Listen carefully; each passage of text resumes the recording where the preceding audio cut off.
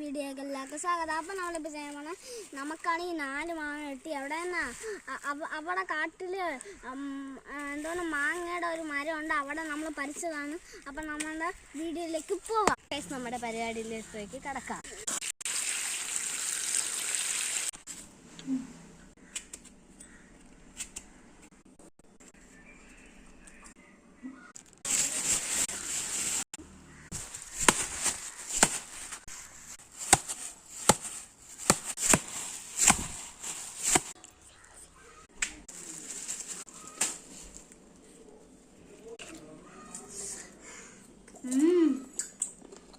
Super.